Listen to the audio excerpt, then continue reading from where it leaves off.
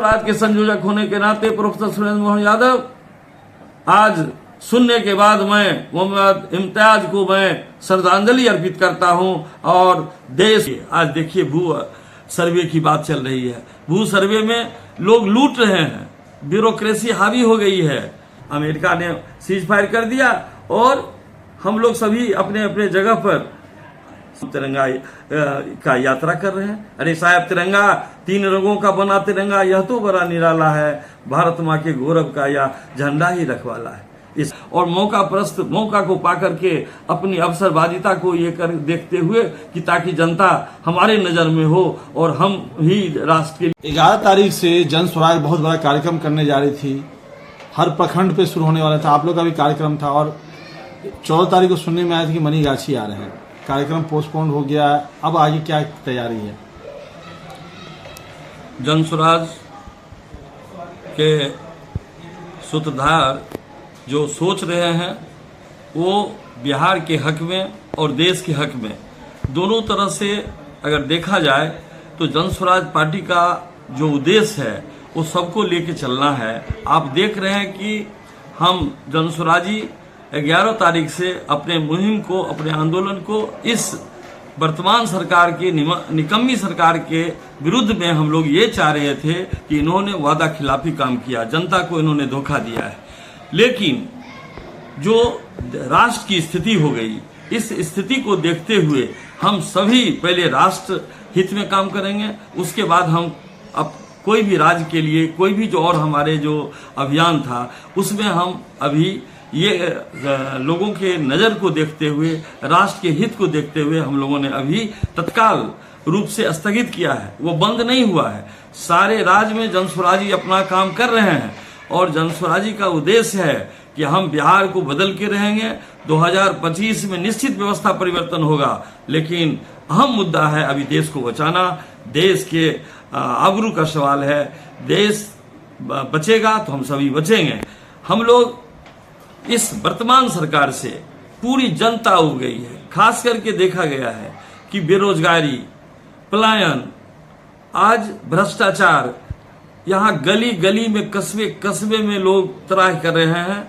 और यहाँ की दरभंगा जिला में मंत्री हैं, 5-5 बार जीत चुके हैं। हम उनसे आग्रह करेंगे कि आप बहुत ही अच्छे समय में मंत्री बने हैं, लेकिन यही मौका है आप जनता को कुछ दे सकिए और जनता को जो हित में काम करिए। आज देखिए भू सर्वे की बात चल रही है। भू सर्वे में लोग लूट रहे हैं, ब्यूरोक्रेसी हावी हो गई है और जनता ऑफिस का दरवाजा खटखटाते वो थक चुकी है। लेकिन हम चाहेंगे कि ये जन स्वराज के सूत्रधार आदरणीय प्रशांत ये रुकने वाले नहीं हैं। ये ऐसे व्यक्तित्व हैं, निश्चित तौर पर राष्ट्र हित में जब काम होगा तो उनके साथ हैं। उसके बाद अभी सुनने में सभी को आया, पूरा भारत जान रहा है कि सीज फायर हुआ है। सीज फायर किसको होना चाहिए? आज ये जो सीज फायर किए, हम भारत और पाकिस्तान के बीच ठीक है, कोई तीसरा आदमी मध्यस्थता करता है।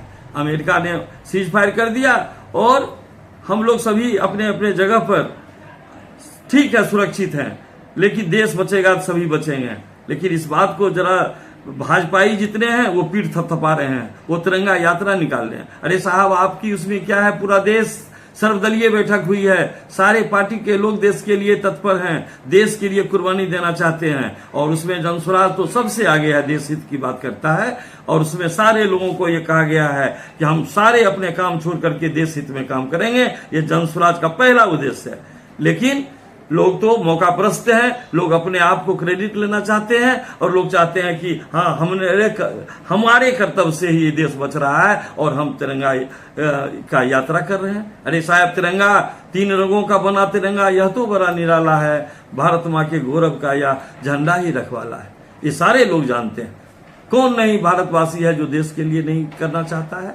लेकिन मौका परस्ती होकर के इसे नहीं करना चाहिए था कि हम क्रेडिट ले लें और लोग जाने कि हाँ, भाजपाई के चलते ही देश बच रहा है। जन स्वराज, या आपको क्यों आपत्ति? अगर भारतीय जनता पार्टी तिरंगा यात्रा निकालना चाहती है ऑपरेशन सिंदूर को लेकर, तो आपको आपत्ति क्यों? हमारी आपत्ति नहीं है, लेकिन हम ये जरूर जानना चाहेंगे कि पूरा देश एक सूत्र में बंद करके देश की रक्षा के लिए तैयार है।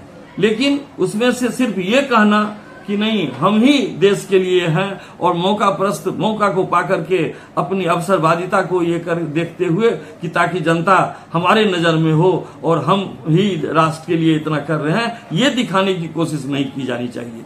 जानी देश हित में काम करने के लिए सभी लोग चाह रहे हैं, कौन नहीं चाह रहे हैं। पूरा देश एक सूत्र में बना हुआ, सर्वदलीय बैठक हुई है, सबों ने कहा है कि हम देश के साथ हैं और देश के लिए मर मिटने को तैयार हैं। ये तो क्रेडिट जाना चाहिए उस भारत माँ के सपूत को जिन्होंने देश की रक्षा के लिए अपना कुर्बानी देते जा रहे हैं, और उस माँ बहने का जिसका सुहाग मिटा है उसके घर में भी वो इस तरह से लोग पैगाम देने के लिए तैयार हैं कि नहीं तुम्हारे जैसे बेटा को पैदा होना चाहिए और उस माँ बाप को धन कहना चाहिए जिन्होंने पैदा किया।